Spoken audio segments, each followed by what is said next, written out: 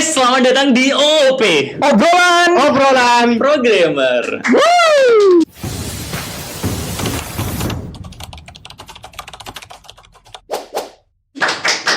Oke, so imut gitu dan. Iya, Programmer. kan gitu ya, bro. Oke, ini udah nggak kerasa ya, udah banyak episode dari kita OOP dan ya kita bisa konsisten. Dan kali ini ya tentu dengan topik yang berbeda, kita akan bahas gimana caranya kita tetap bisa up to date dengan perkembangan teknologi yang ada gitu. Karena nggak dapat dipungkiri ya teman-teman ya. Kalau ya yang udah lama ngoding gitu kayak oke, dulu aku tren ngodingnya ya udah kita pakai jQuery kalau di front end segala macam. Sekarang ternyata udah dari pakai React gitu. Gak lama lagi ternyata kita sekarang udah pakai Next.js, kemudian ada Remix lah dan sebagainya gitu. Ya. Nah, atau kalau dulu udah referensi ngoding backend Java gitu kan. Gak lama lagi ternyata ada Golang gitu dan segala macam gitu kayak. Dan gak menutup kemungkinan, kurasa di masa mendatang akan ada bahasa pemrograman baru mungkin. Karena Golang kan juga bisa baru ya, Flutter juga baru gitu kan. Atau ada teknologi atau framework yang baru juga di masa mendatang. Kita gak pernah tahu gitu. Karena, tapi satu hal yang kita tahu adalah perkembangan teknologi itu adalah satu hal yang gak bisa kita hindari. Akan selalu ada dan kita terus berinovasi sebagai manusia kayak gitu kan. Nah, ini ada yang tanya nih teman kita gitu ya. Kayak dan agak gini. Oh ya. itu arahin ke ini. Nah, gitu. Betul gitu. ya. Nah, Di belakangnya ini nih sini. Oh, ini ya. Ngomongnya di pas di ini nih yang naik turun. Ya, kayaknya tadi udah beberapa episode baru sadar. Iya, sadar. Soalnya di situ ini gak gerak-gerak, dia udah gini. Oh iya. Oke. Nah, ini ada teman kita yang nanya nih kayak, aduh, gila gitu. Banyak banget yang mesti dipelajarin, overwhelmed gitu kayak. Oke, back end gitu. Aku perlu belajar ini segala macam. Tapi apa ya yang kira-kiranya yang relevan dan mesti aku pelajarin? Atau bahkan kita udah belajar nih kayak, ternyata ada yang baru lagi. Anjir, kayak ada aja yang mesti dipelajarin gitu. Kayak itu adalah satu hal yang dipermasalahkan juga oleh teman-teman, kayak bingung gitu kayak. Nah, that's why kita coba fokus nih kayak untuk topik kali ini kita bakal bahas soal itu gitu ya. Nah, that's why mungkin gini dulu deh. Kalau aku mau ke Ilham dulu ya. Nah, boleh. Kok gitu? Dari tadi kayaknya akan dianak tirikan gitu ya. Iya, makanya. Episode kemarin aku juga kayak Dani dulu gitu kan. Ada apa dengan saya gitu. Nah, aku mau ke Ilham dulu nih gitu ya.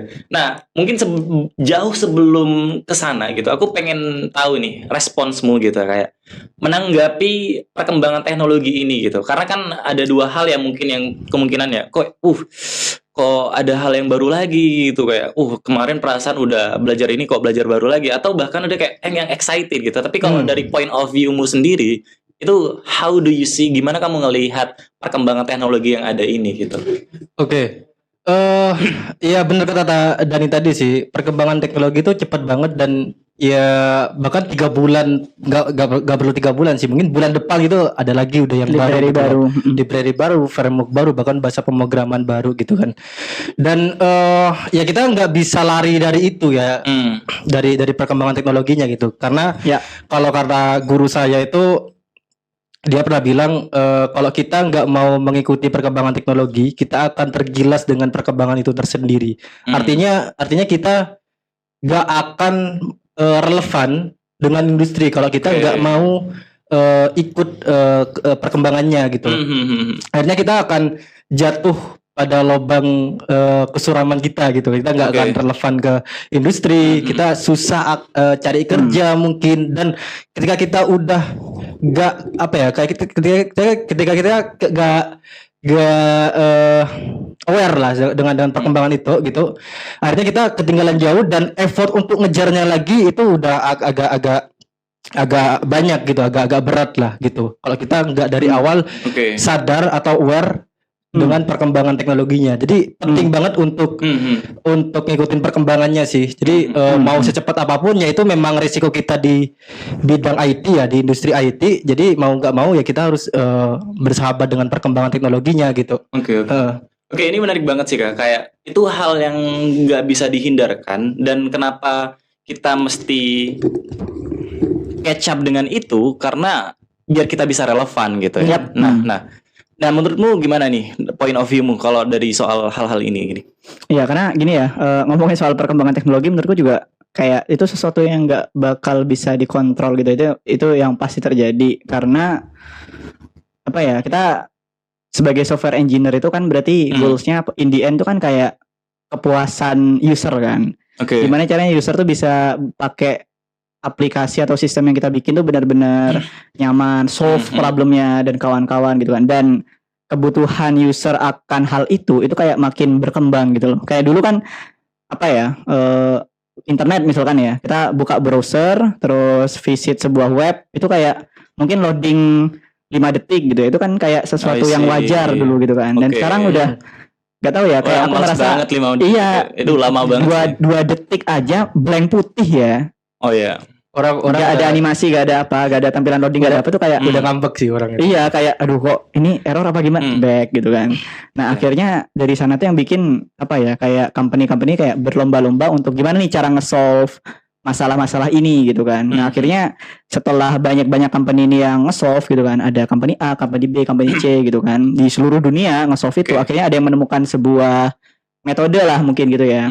Gak cuma masalah performance tadi ya, masalah apapun gitu, performance lah, abstraksi dan kawan-kawan itu di solve terus dijadikan apa ya, entah library baru, entah framework baru gitu kan, metode baru dan kawan-kawan gitu. Karena tadi ya gak dapat dipungkiri user ya makin pengen apa ya, layanan yang lebih oke gitu loh untuk experience yang lebih oke untuk hari demi hari gitu kan. Jadi sebenarnya bagus dong karena ada teknologi baru, bahasa pemrograman baru, itu nggak lain untuk improve performance, improve experience dari user gitu. Justru better daripada kita masih bergantung pada teknologi yang sama dulu gitu ya. Bahkan teknologi baru itu nge-solve masalah teknologi lama kan. Ada gitu juga kan. Karena nggak mungkin apa ya istilahnya, payu apa ya? Nggak mungkin laku juga kalau semisal kita pakai teknologi yang baru tapi ya sama aja kayak yang lama gitu kan. Dan kita juga nggak mau ini kan, misalkan nih sekarang user itu pengen website yang interaktifnya parah tapi loadingnya cepet gitu kan. Terus gak ada framework baru, misalkan gak ada React lah, Remix apa yang inilah ya, yang buat nge-solve performance itu. Terus kita harus ngoding semuanya dari awal pakai JavaScript gitu. Bener-bener ya udah vanilla JavaScript, bener-bener nggak ada apa-apa, nggak ada library-nya gitu kan. Kita kan juga ada mau sebenarnya gitu, harus apa ya tadi, nge-solve masalah performance tapi interaktifnya juga sangat interaktif gitu. Iya. Oke. Nah ini kurasa udah ke-solve ya. Jadi teman-teman semoga udah kejawab, kayak sebenarnya penting banget untuk kita untuk tetap bisa catch up gitu ya, dan ngejar nih teknologi terkini yang ada gitu. Nah cuman masalahnya adalah gimana nih cara ngejarnya gitu, kayak apa ya, aku ngebayanginnya apa, kayak bisa dibilang starter kit apa ini yang bisa, atau mungkin ada starter kit tertentu ya, kayak kita bisa cepat catch up gitu. Karena nggak dapat dipungkiri kayak perkembangan tuh cepatnya itu cepet banget gitu. Kayak apalagi di environment Node.js itu banyak banget library, atau teman-teman di Golang juga mungkin ada ya gitu ya. Meskipun nggak semasif di frontend kan. Itu sampai ada joke kayak gini loh, kayak kamu coba buka kamus, cari kata-kata di kamus yang kamu nggak paham, kata-kata random di kamus bahasa Inggris gitu ya. Terus ketik itu di Google, tambahin .js, itu pasti ada library-nya. Tapi benar ya. Karena kan apa ya? Oke, kita sadar kita mesti catch up gitu ya. Cuman pertanyaannya adalah kayak gimana caranya kita bisa cepat catch up sama itu gitu. Kenapa perlu cepat ya? Karena banyak gitu kan. Nah itu dulu deh. Mungkin sebelum kita nanti bakal bahas kayak apakah semuanya perlu, tapi kita ngomongin soal gimananya dulu nih biar cepat catch up-nya kita gitu. Dari pemahaman kita, apakah ada hal-hal yang mesti kita kuasai dulu kah, atau gimana yang pada akhirnya bisa mempercepat proses kita untuk mengejar teknologi tadi gitu. Bebas, siapa dulu yang mau beropini? Ya aku dulu deh ya. Oke, boleh. Udah aku ngasih bebas. Boleh. Kalau menurutku gini sih, mungkin ketika kita mempelajari hal baru tadi itu, teknologi baru dan metode baru dan kawan-kawan tadi itu, yang penting kita lakukan adalah pertama mungkin kita awal-awal itu kan masih inilah ya, masih perkenalan lah ya, masih mengenal lah gitu kan. Ini gimana sih? Apa sih ini gitu kan? Apa dulu gitu kan? Ya, ini framework up tentang apa gitu kan? Habis itu kita belajar coba cara pakainya gitu kan. Nah, kebanyakan biasanya kita lupa setelah kita bisa pakai untuk bikin sesuatu, kita lupa buat nyari tahu ini why-nya apa. Kenapa ada framework ini? Emang framework yang dulu atau teknologi yang tanpa framework ini gak oke gitu kan. Kalau Oke. misalkan gak oke memang, terus ini nih nge-solve apa gitu. Oke, berarti kamu lebih cenderung kayak ketika mau mengejar, ya udah pahami dulu kenapanya gitu ya. Iya, heeh, heeh. Jadi nggak langsung ya udah aku ngoding bikin project baru pakai teknologi ini, tapi ya udah skeptis dulu gitu. Bentar dulu ini kenapa ya? Kayak ditanyakan dulu nih kenapa gitu kan. Oke. Nah, akhirnya ketika kita tahu ceritanya ya, tahu kisahnya gitu kan. Oh, dulu ada ini, terus ada masalah ini, akhirnya ada ini. Nah, ketika ada teknologi baru, kita bisa langsung relate gitu loh. Ini ada teknologi baru yang ini kenapa ya? Kemarin kan udah oke, kok ada masalah lagi gitu. Mirip seperti misalkan kalau kita ambil konteks di front end ya, misalkan dulu kan ada SSR tuh. Iya, iya. Aku Apa lanjut. ya. Biar relevan. Contoh front end engineer, contohnya front end. Iya, kan nggak mungkin cerita back end aku kan. Boleh. Tahu nanti. Ada juga sih harusnya contohnya back end. Atau nggak ada? Oh, ada. Ada harusnya. Dan Ilham harusnya bisa menjelaskan sih. Oh, ya. Oke. Kan yang tadi ya front end gitu kan. Wah, ada ini nih, ada SSR, server side rendering gitu kan. Gara-gara apa nih? Oh, gara-gara dulunya apa namanya, ini udah client side rendering gitu kan, interaksinya udah bagus dan kawan-kawan di single page application. Oh, tapi ternyata dari server HTML-nya kosong, sehingga kalau di SEO dia itu kontennya gak muncul dan mempengaruhi si skor ininya lah, skor webnya gitu kan untuk di SEO-nya. Akhirnya ada SSR. Oke, udah aman gitu kan. Terus ada lagi nih kalau misalkan pakai Next.js ya kan ada SSG, static site generation gitu kan. Nah, akhirnya ya udah ketika kita belajar ini, kita udah tahu cara pakainya dan kawan-kawan, kita ingat lagi loh. Kemarin kan udah ada SSR. Kok sekarang ada SSG?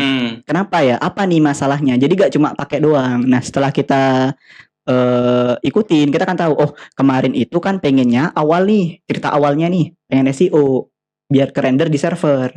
Sekarang udah ke-render di server, tapi tiap kali request dia ke-render terus di server. Akhirnya butuh memori yang gede gitu kan. Konsum apa cost resource servernya tiap kali render ya makan terus gitu kan. Gimana ya cara nguranginya? Oh, ada SSD. Oh, berarti ceritanya ini tetap pengen SEO, pengen tetap render di server, tapi pengen resource-nya kemakannya lebih dikit. Oh, karena maka itu dari SSD. Nah, jadi kalau ada nanti ya ada hal-hal baru lagi, metode apa nih, server side apa gitu kan. Baru kita tinggal ikutin aja ceritanya tuh. Jadi kayak sejarah gitu loh. Jadi kayak sebuah cerita gitu. Oke, kebayang sih. Oke. Itu kalau dari perspektif Aka ya. Nah, mungkin aku pengen aku pengen coba tarik lebih dalam gitu. Nah, gini Ham. Jadi kan kalau misal kita belajar satu framework baru atau bahasa pemrograman baru, kita pasti dihadapkan sama dokumentasi kan. Kita mau belajar dokumentasi gitu. Terus atau mungkin ada YouTube segala macam gitu. Nah, biasanya kan kita suka bingung ya, kayak maksudnya oke, ini ada teknologi baru. Kita udah paham why-nya gitu kan. Nah, tapi cara untuk kita tetap cepat untuk catch up gitu ya sama teknologi tersebut apa nih, kayak apa di dokumentasi kita harus ngapain gitu, kayak karena kan banyak banget ya yang di dokumentasi ya. Ada dulu kayak banyak banget nih API infonya segala macam, tapi kayak mana nih yang seenggaknya kita bisa paham gitu untuk bisa bisa jadi untuk ngoding aja gitu. Nah, itu tuh gimana biasanya? Yang biasa saya lakuin sih sebenarnya kalau mau belajar itu ya, tadi ngejar catch up tentang teknologinya ya, itu langsung cari kasusnya sih, kayak nentuin cari kasus. Iya, jadi misalkan dengan teknologi ini kita bisa buat apa gitu ya. Nah, apanya itu kita definisikan dulu aja. Oh, bisa bikin website misalkan marketplace itu misalkan gitu ya. Dengan teknologi tersebut. Nah, itu ya udah kita belajarnya, kalau saya yang biasa saya lakukan ya praktik langsung aja gitu. Praktik langsung. Dengan goals yang tadi tadi gitu. Mungkin cara orang-orang bisa beda ya. Ada yang menelusuri dokumentasinya. Kalau saya nggak terbiasa secara struktural, jadi ya udah langsung praktikal aja gitu. Apa yang ingin saya buat, saya coba buat dengan teknologi itu gitu. Itu kalau buat saya itu bisa mempercepat proses belajarnya lah untuk catch up ke teknologinya gitu. Itu yang biasa saya lakukan sih. Nggak tahu kalau misalkan Aka modelnya beda lagi sih, kalau Aka sih. Biasanya dia kamu langsung ngejudge gitu sih. Enggak. Soalnya kan saya tahu sendiri kan beda, Aka tuh belajarnya gimana. Kalau misalkan ada teknologi baru, dia biasanya menelusuri dokumentasinya kan dari atas ke bawah gitu kan. Enggak juga siap. Terus dihafalin gitu kan. Ya paling enggak dia lebih struktur lah cara belajarnya gitu. Tapi kalau saya ngejar praktikalnya sih. Tadi Karena ya itu orang-orang kadang bedakan caranya kan. Kalau saya cepat bosan sih kalau Berarti ini. kamu lebih kayak gini ya, Mel? Oke, aku udah dapat kasus nih gitu ya. Aku pengen katakanlah bikin project CRUD marketplace gitu ya. Pakai teknologi terbaru dari back end gitu. Apapun itu kamu pakai library atau bahasa apa gitu. Nah, tapi kan konteksnya ini aku belum tahu nih, kayak pakai Go katakanlah gitu. Berarti kayak kamu kayak ngoding dengan referensi codinganmu yang lama, terus langsung disambungkan sama, gimana caranya kalau ini digolang, langsung gitu ya? Bisa, Atau benar. gimana? Iya, bisa kayak gitu atau kayak sesimpel kita cari apa yang kita bingungin aja. Misalkan untuk bikin marketplace kita butuh bikin misalkan percabangan dan lain-lain atau perulangan gitu ya. Yang sebelumnya kita pakai bahasa pemrograman lain gitu. Ya udah cari di Golang gimana cara bikin percabangan atau perulangannya gitu aja sih. Atau tadi bisa juga saya sering lakuin itu juga kayak project lama itu saya rewrite ke bahasa pemrograman yang baru. Untuk pelatihan juga ya. Dan kamu nge-rewardnya yang guidance-nya ya ke dokumentasi gitu. Jadi kayak kamu ke dokumentasi langsung terhadap case-mu tersendiri. Bukan kayak aku baca dokumentasi nih, aku mesti ke sini dulu, ke sini, tapi ya udah kamu langsung spesifik. Gimana katakanlah untuk mapping routing gitu ya. Pakai bahasa apa? Ternyata routingnya kalau pakai ini gitu. Atau kayak pakai ORM di Gorem, ternyata modelnya kayak gini aja loh, disesuaikan aja sama. Dengan begitu saya ngerasanya bisa lebih cepat gitu sih. Kayak langsung direct, aku butuhanku ini gitu. Kebutuhanku cuma percabangannya udah percabangan aja dulu gitu. Sampai jadi nggak perlu ya baca dokumentasi sejibun bukan nggak perlu sih. Maksudnya kayak sebanyak-banyak kayak itu kan. Kayak kan banyak banget biasanya di referensi dokumentasi ya. Tapi pada akhirnya kita akan menelusuri dokumentasi juga kan, karena case-nya kan pasti berkembang kan. Betul kan. Ketika case-nya berkembang lebih kompleks, kita akan masuk ke part-part atau bagian-bagian dokumentasi yang sebelumnya kita belum baca itu gitu. Sampai kita butuh itu ya udah kita baca gitu. Nah, itu kalau ngelihat Ilham lebih ke pragmatis ya, Kak. Kayak aku butuhnya apa, ya udah langsung lihat dokumentasinya apa gitu. Nah, kalau kamu gimana, Bis? Sama. Jadi sama. Jadi dokumentasi itu sama. Makanya aku bilang kok kamu ngejudge gitu sih gitu kan. Enggak, soalnya dulu saya kan diarahin sama Kak baca dokumentasi dan lain-lain. Gitu. Apa dulu jerumus semuanya gitu. Awal-awalnya. Iya. Jadi kayak Aka tuh sendiri nggak gitu caranya, tapi kalau untuk kamu disuruh gitu. Iya, sebenarnya aku jahat gitu sih sebenarnya. Dulu ketika mau belajar awal-awal tuh udah di dokumentasinya gitu, baca gitu. Bacalah gitu kan. Bagian ini. Hafalkan gitu kan, besok ujian. Iya kayak gitu. Gitu. Ya gimana, Kak? Ya karena menurutku gini, balik tadi ya, dokumentasi kan itu sebenarnya apa ya? Kalau misalkan kita mau belajar misalkan remix atau requery atau apalah, library gitu kan. Itu kan kalau kita buka web officialnya sebenarnya kan ada 2 part ya. 2 part. Ada bukan 2 part sih, 2 jenis artikel yang ada di sana gitu kan. Yang satunya itu praktikal kayak getting started, quick start kayak gitu kan. Atau tutorial yang modelnya getting started, quick start. recipe gitu kan modelnya kan. Nah, yang biasa aku lakukan adalah ketika aku baru pertama kali belajar udah ke quick startnya dulu aja gitu. Ya itu posisinya gue udah tahu aku kenapa harus pakai ini gitu ya. Lagi-lagi ya pasti pertama ya why-nya dulu. Iya, ada problem apa nih kok tiba-tiba aku mau cobain gitu kan. Terus habis itu aku lihat quick startnya, kayak gini ternyata, dan kawan-kawan aku coba, setelah dapet gitu kan baru dokumentasi yang ini nih, yang satunya yang API reference ya kan, function ini parameter apa, ini buat apa, dan kawan-kawan itu gak pernah aku baca. Kecuali ketika ada kayak gitu juga nggak dokumentasinya ada. Harusnya ada kan kayak apa? Yang API reference gitu. Ini function ini returnnya ini, parameternya ini ada kan. Terus ada yang model tutorial juga kan. Betul. Ya ada yang model. Iya, aku baru sadar dokumentasi gitu. Itu pasti ada 2. Ada 2. Dan yang API reference itu biasanya aku baca ketika ya udah start gitu loh. Misalkan nih lagi butuh misalkan nih ada function yang namanya X gitu kan. Nah, terus aku gak tahu nih parameternya apa aja, terus apa yang dia lakuin sebenarnya gitu kan. Terus dia nge-returnnya apa nih. Kebayang. Nah, baru aku baca nih dokumentasinya. Yang API reference tadi itu ada gak function X? Ada nih dokumentasinya. Aku baca parameternya ini, dipakainya ternyata case-nya buat ini, returnnya ini. Ya udah aku jadi tahu, ya udah lanjut lagi. Jadi aku ngeliat API reference itu bukan sesuatu yang dibaca dari atas ke bawah gitu loh. Ada function ini, dihafalin gitu, enggak gitu. Tapi kalau yang quick start terus ada beberapa chapter biasanya kan dibagi-bagi gitu kan. Nah, kalau mau dicobain enggak apa-apa karena itu kan modelnya practical tutorial gitu kan. Kebayang. Oke, udah clear sih. Nah, pertanyaannya sekarang adalah kayak apakah dari perkembangan teknologi, bahasa pemrograman, framework, library itu mesti kita catch up semua gitu. Kan banyak banget ya. Nah, kalau dari teman-teman gimana? Apakah enggak, aku di kantor pakai ini ya udah belajar itu gitu kan? Atau gimana nih? Dari siapa dulu nih? Karena banyak banget gitu library-nya dan kayaknya enggak semuanya deh gitu. Guys. Aku nggak tahu apakah teman-teman lebih cenderung oh semuanya Semuanya gitu kan. Iya gimana? Kalau dari saya sih, saya cenderung nggak terlalu ngikutin semuanya ya. Tapi paling nggak kita tahu dan dengar aja kalau ada teknologi itu gitu kan. Oh ternyata ada yang baru nih di dunia back end gitu. Yang awalnya misalkan Ada GraphDB nih contohnya. Oh ya kayak gitu. Misalkan kita awalnya pakai MySQL gitu kan. Terus kita ada yang NoSQL gitu kan. Apakah itu perlu dipelajari? Ya nggak harus juga gitu. Paling nggak harus.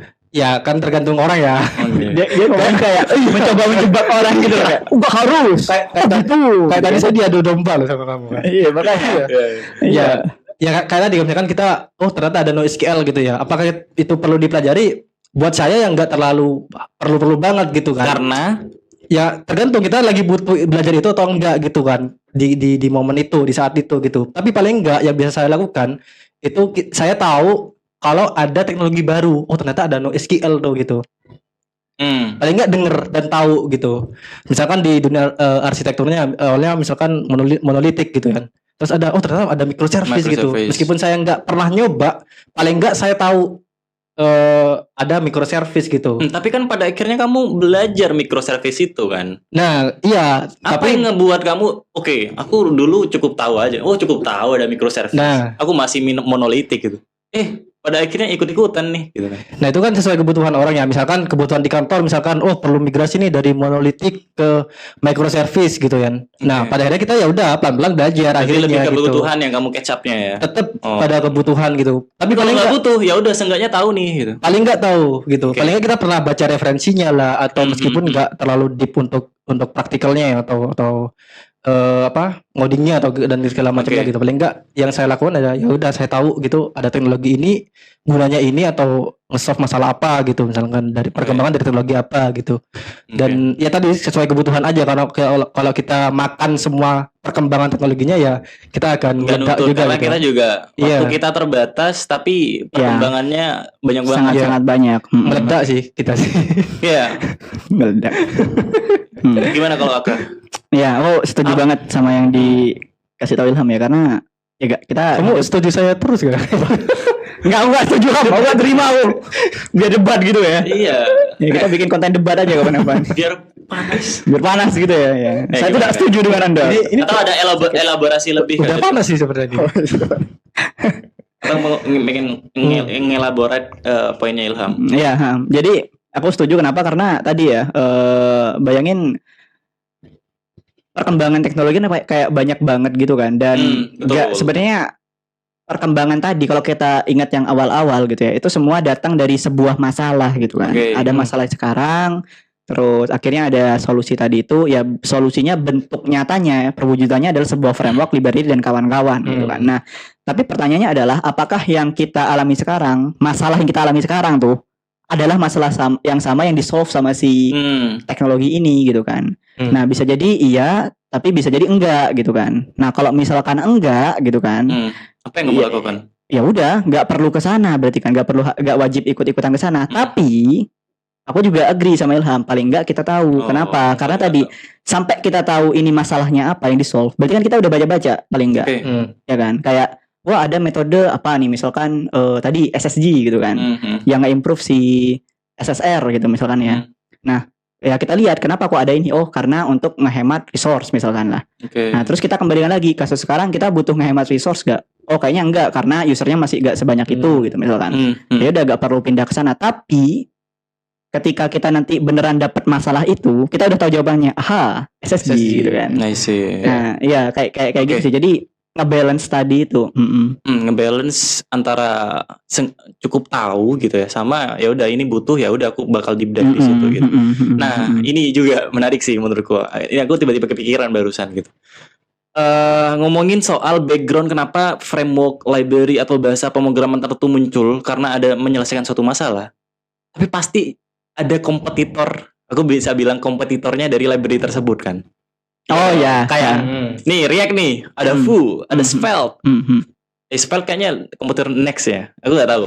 Vue, ada React, ada Angular gitu kan. Mereka solve problem yang sama gitu. Gimana caranya front end-nya ngodingnya bisa lebih efisien segala macam daripada pakai vanilla JavaScript gitu, dimana kita mesti manual ngedom manipulation segala macam kayak gitu kan. Nah, kalau di back end gitu ya, sebenarnya bisa pakai aku referensiku di back end apa kan? Referensi back aja Yang ini sebenarnya ada library ini gitu. Atau kayak ini mungkin macam-macam ORM deh. Oke, cocok. Sama goalsnya gitu kan. Apa Gorem, oke. Apa satunya? SQLAce kalau misalkan SQLAce. Nah itu kan kayak mereka masing-masing library itu punya goals yang sama. Nah pertanyaannya adalah aku mau pilih yang mana nih? Mau pilih React kah, memilih Vue kah, memilih Gorem kah, atau memilih SQLite kah? Nah itu kan juga menjadi pertanyaan yang kayak dibingungkan sama teman-teman kayak, aduh, ini sebenarnya sama nih, tapi aku belajar apa gitu kan? Jawabannya tuh ya, kalau katanya senior software engineer gitu ya, ini jawabannya tergantung. Selalu tergantung ya. Tergantung. Semakin senior semakin tergantung gitu. Karena ngeliatnya gini ya, mungkin kita coba lihat dulu dari kenapa kok ada banyak varian-variannya dan ada kompetisi tadi itu gitu kan. Mereka solve pada problemnya sama gitu kan. Same problem. Karena menurutku itu gini, misalkan nih ada problem tadi yang ORM itu ya, misalkan gimana caranya kita bisa bikin query tapi dengan lebih mudah, simple kayak gitulah ininya gitu kan. Nah ada Gorem gitu kan. Nah, ada Gorem, dia nge-solve masalah yang tadi mungkin bisa jadi mengakibatkan masalah yang berbeda gitu. Ya, mengakibatkan masalah yang berbeda. Gini, kamu nge-solve simplicity di query-nya, tapi bisa jadi performance-nya jadi gak oke gitu kan. Nah, menimbulkan lanjutan masalahnya. Nah, bisa jadi framework yang sama, maksudnya jenisnya ORM juga. Itu apa tadi? SQLX. Ya, aku nggak tahu. Aku nggak tahu juga. Bukan back end gitu ya. Alasan. Ya, bisa jadi dia datang dengan sama nge-solve simplicity tapi dengan memperbaiki performance-nya ya berapa persen gitu misalkan. Ya. Jadi aku ngelihatnya tuh tidak harus yang selalu benar-benar sama banget gitu loh. Bisa jadi itu gitu kan, atau bisa jadi ya emang murni kompetitor gitu kan, maksudnya kayak emang benar-benar sama terus nge-solve-nya juga sama gitu kan.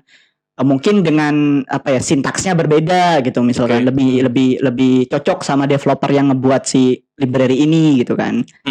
Bisa jadi kayak gitu. Nah ya udah akhirnya milih mana kamu tuh? Nah cara ininya ya udah kembalikan ke cara nentuinnya adalah ya pertama kita harus tahu kan problem kita tuh apa gitu, kondisi kita sekarang dan kondisi tim itu yang seperti apa gitu kan. Bukan berarti yang kayak kalau kita pakai Gorem misalkan ya itu tadi misalkan simplicity terus sudah itu ada performance gitu ya misalkan ya contohnya gitu. Aku nggak tahu ya sebenarnya kayak gimana, sok-sokan aja ngomong. Iya. Atau security atau apalah nggak tahu misalkan kayak gitu. Ada gue anjir padahal nyeloteh doang. Ya. Nah, ya tapi kita lihat aja di kondisi code base-nya, di kondisi project-nya benar-benar butuh yang sampai performance banget gak kayak gitu. Atau ini pure project baru atau misalkan project yang udah ada gitu. Misalkan kalau project udah ada udah pakai Gorem yang ngapain ganti terus gak ada permasalahan kritikal tentang ini nih, tentang si performance gitu ya, ngapain migrasi sekarang gitu kan. Kalau misalkan dimigrasiin sekarang, ngeliat ke tim juga, timnya harus belajar lagi, harus tambah timeline lagi dan kawan-kawan. Jadi kayak gak semuanya yang ideal dari sisi frameworknya ditarik ke kita jadi ideal gitu. Oke. Setuju sih. Nah ini kan dari sisi kalau aku ngelihat AK dengan persona yang udah kerja, that's why dia tadi mention soal tim, code base yang udah ada segala macam. Tapi ada juga nih teman-teman yang kayak bingung mau milih apa karena dia pengen mau apply kerja gitu, bukan dia nggak punya konteksnya lagi belajar nih ceritanya, belum kerja gitu. Nah penentuannya gimana kalau menurutmu Ham? Pada akhirnya aku mau milih ini untuk belajar gitu. Oke. Yang biasa saya lakuin juga ini sih, kita harus tahu kalau tujuannya apply kerja ya, kita harus tahu mau apply kemana dulu gitu kan. Dan kita cari tahu perusahaan tersebut pakai teknologi apa, dan itu bisa nentuin kita mau belajar apa dan pakai apa gitu kan. Oh jadi oke. Betul. Nah itu yang pertama mungkin ya. Kalau misalkan konteksnya nggak apply kerja, itu biasanya cenderung orang-orang ngikutin teknologi yang secara resource itu banyak Secara dan mudah resource. didapatkan gitu. Komunitinya masif. Komunitinya masif gitu misalkan. Dan iya, atau pakai lah gitu. Iya, atau Iya. kadang Iya, tutorialnya itu juga banyak salah nih satu gitu. ini. Hah. Tutorialnya banyak tuh Betul. di Google gitu kan. Kita mau cari resource-nya ada error ini dan lain-lain misalkan itu gampang gitu akhirnya ya udah belajarin ini aja Iya, deh iya, gitu. Iya. Nah, Sebenarnya ada kalau mau tanya yang tuh cenderung kayak gitu juga gitu. Jadi kalau mau tanya terus cross Enak, staff dan betul. kawan-kawan enak Iya, gitu ya. GitHub isunya kita GitHub bisa isunya banyak, banyak. Perlu ya, ada orang yang isunya. bertanya juga. Betul. Lempar ke grup pasti ada banyak yang Iya, betul. jawab gitu ya.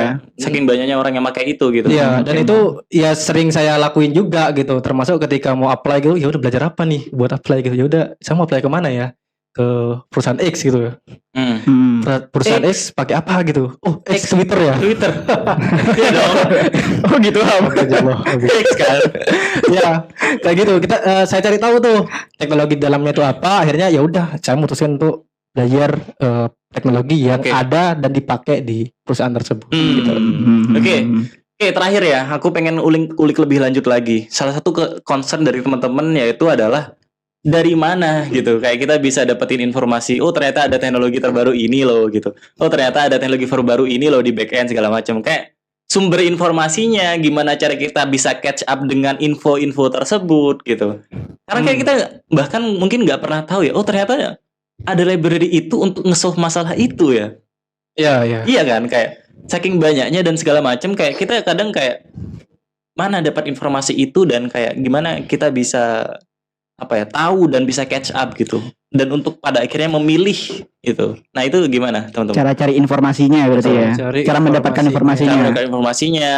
Kadang kan kita suka ketinggalan ya, kayak aku udah belajar nih React, udah asik gitu. Ternyata tiba-tiba ada remix tapi aku tetap aja lanjut gitu.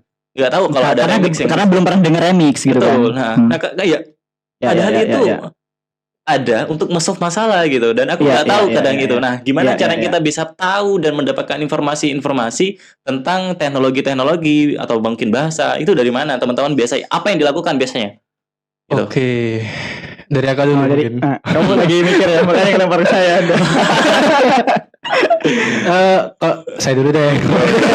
Dia nggak terima dia.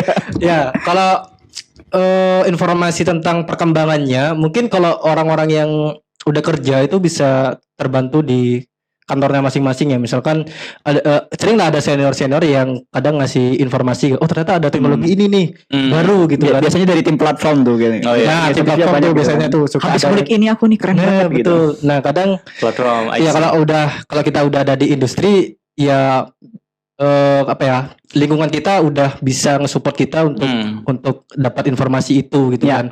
Nah, kalau di luar itu biasa yang dilakukan ya mungkin join komunitas, karena di komunitas itu kumpulan dari beberapa banyak engineer ya di perusahaan-perusahaan gitu kan, pasti adalah kita obrol-obrolan gibah-gibah teknologi gitu kan. Gibah-gibah teknologi. Di kantor A pakai apa, kantor B pakai apa gitu kan. Atau bisa juga misalkan nge-follow akun-akun blog di perusahaan-perusahaan, misalkan di Gojek ya, dia ada akun Mediumnya misalkan. Gitu kan. Nah itu ya udah di-follow aja gitu kan akunnya gitu. Nah dari situ biasanya mereka juga sharing-sharing tentang teknologi yang mereka pakai atau update-update teknologi terbaru. Atau bahkan kita bisa follow spesifik orangnya gitu, misalkan di front end misalkan ada Kenshi Dot gitu ya, misalkan ya udah kita follow orangnya gitu kan. Dari orang-orang tersebut kita bisa dapat update informasi teknologi juga yang terbaru kan. Oh ternyata di React ada apa gitu yang baru gitu kan. Terus misalkan di backend carilah orang-orang backend siapa gitu misalkan. Mungkin itu bisa ngebantu kita untuk paling enggak dapat informasinya sih. Oke. Ada nggak sih teh news gitu kayak kita dapetin updated, apalagi sekarang ada AI gitu kayak teh news atau gimana biasanya kamu Kak? Kalau aku ya ada kayak ada semacam news blogs atau yang dia minggu ini di Oktober kita udah ada listin, ada ini loh yang terbaru itu kayak gitu harusnya ada ya di di Medium dan kawan-kawan. Cuma aku nggak pakai metode itu buat dia tahu yang aku lakukan sebenarnya kayak yang Ilham cerita tadi, komunitas dan kawan-kawan gitu. Cuma mungkin aku nambahin gitu ya. Jadi bisa yang kita coba lihat topik-topik yang dibahas di course-course online gitu. Betul. Ya misalkan kamu ke front end nih, kamu ke front end master, lihat nih yang dibahas di sana tuh apa aja gitu kan. Ada yang kamu gak familiar gak? Misalkan tiba-tiba kok Ya, itu bisa jadi sih. pada bahas remix ya gitu kan. Ya, kayak front end master, Eclipse.io, Pluralsight dan kawan-kawan gitu kan. Kok YouTube ada juga topik bisa baru. nggak sih? YouTube bisa, cuma kan gak ada section khusus untuk front end gitu kan. Kamu harus ketik front end gitu. Walah. Ya kan? Oh ya, Terus, kalau itu kan spesifik. Nah, kalau di front end master, Eclipse.io dan kawan-kawan itu kan ya emang bahas itu gitu loh. Jadi kalau misalkan ada konten-konten terbaru dan kamu lihat kok ini kok udah mentor-mentornya udah pada bahas ini nih banyak. Oh, ini kayaknya teknologi baru nih, apa nih kayak gitu. Ya sambil nambahin yang Ilham tadi ya. Iya. Termasuk event-event di komunitas kadang kan materi-materinya atau yang dibahas itu kan teknologi yang baru juga kan. Iya, adalah teknologi baru dibahas lah di event dibahas. gitu kan. Nah, itu pentingnya kita ikut komunitas. Iya. Gitu. Kalau kamu lagi di Prolinggo, komunitasnya di mana? Di Gather loh. Ya. Kenapa kamu ini? Misu-misu tiap episode kita kayak ya gak apa-apa. Kesannya gimana gitu? Iya kan lalu ayo gitu kan. Jadi kurang eksklusif gitu. Biar secara natural aja. Oh, natural. Tadi natural enggak tadi? Enggak sih. Enggak ya. Oke, sip. Kayaknya kurasa dari concern tadi ya, dari permasalahan dan topik tadi harusnya udah cukup kejawab ya. Kita udah bahas mulai dari pertama gitu. Kita memahami kenapa sih pentingnya. Emang perlu ya kita catch up, itu udah kejawab juga. Perlu karena itu adalah suatu hal yang nggak bisa kita hindarkan dan itu yang bisa ngebuat kita tetap relevan. Dan kalau kata Ilham nggak jatuh di lubang jahanam. Apa tadi lubang? Ya intinya kesuraman lah. Lubang kesuraman. Aku kira lubang jahanam gitu ya. Kita udah tahu pentingnya. Mentang-mentang udah hijrah gitu ya.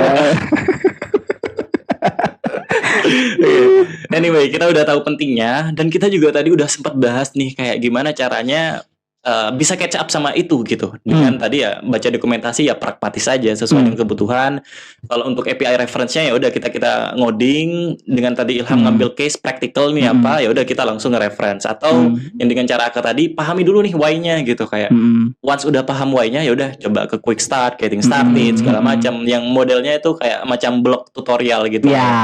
Oke, itu kita udah juga bahas itu. Kemudian gimana caranya kita bisa dapat info yang barusan kita bahas banyak banget gitu ya.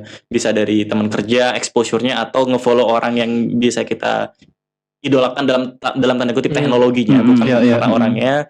Atau yang tadi Aka mention gitu kan soal jadi online course tadi gitu ya. Oke, kurasa itu teman-teman hopefully teman-teman bisa belajar dan dapat hal baru dari obrolan kita gitu ya. Amin. Semoga apa yang kita obrolin bukan tong kosong nyaring bunyinya, tapi ada manfaatnya buat teman-teman. Karena balik lagi goals kenapa kita bikin podcast ini ya pada akhirnya ya dari itu. Kita bahas topik bukan kayak ini karena kita ini menurut masalah, tapi kita berangkatnya dari memang benar-benar permasalahan dari teman-teman kan. Betul. Teman-teman ada concern apa ya udah kita bahas, kita fasilitasi gitu. Bukan kayak kita ngide, oke Kak. Gimana kalau kita bahas ini gitu. Tapi mungkin bisa jadi apa yang kita idekan itu bukan yang jadi permasalahan teman-teman gitu kan. Ya, gak relevan lah gitu. Gak relevan gitu. Atau ya karena si simple kita pengen ngomong aja gitu kan. Pengen dilihat orang atau apa enggak gitu. Goals kita adalah ya udah apa yang teman-teman masalahkan kita coba diskusikan bareng-bareng nih, kita coba cari titik tengah jalannya gimana kayak gitu. Oke.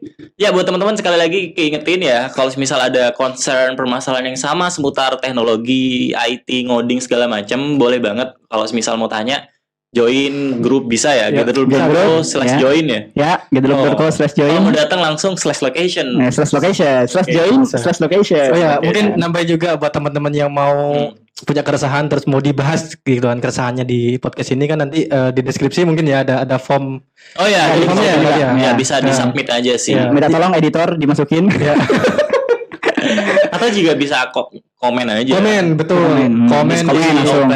di YouTube atau di IG mungkin boleh. Ya kalau mau DM boleh. Ya. Oke, cool. Nah, sebelum aku tutup, itu kan aku udah simpulin ya. Mungkin ada kata-kata terakhir dari Aka atau Ilham kok baru kayak gini? Takutnya masih ada yang ini apa kecantol nih dipikir aku pengen ini ngobrol tapi kok sama Dani udah ditutup gitu kan ya. Enggak sih. Udah enggak ada Pak ya. Aman. Oke, udah gak ada ya. Udah aman. Udah. Udah aman. Oke, sip. Thank you sekali lagi buat teman-teman yang udah nonton. Ya, jangan lupa apakah Apa? kamu Like, comment, dan subscribe. kamu sih gitu. Itu bagian Gitu kalau enggak di briefing dulu sih. Oke, thank you teman-teman. Sampai jumpa di episode berikutnya. Thank you teman-teman. Thank you.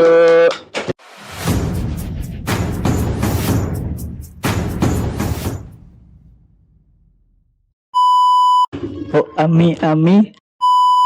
Beda emang kalau konten kreator yang Iya. mereka. Aku ini loh, apa namanya? Dia langsung ngebuka itu kayak wah, Dani beda sih. Beda. Kayak dari cara ngomongnya. Iya, kayak dari ngomong tuh kayak beda gitu loh.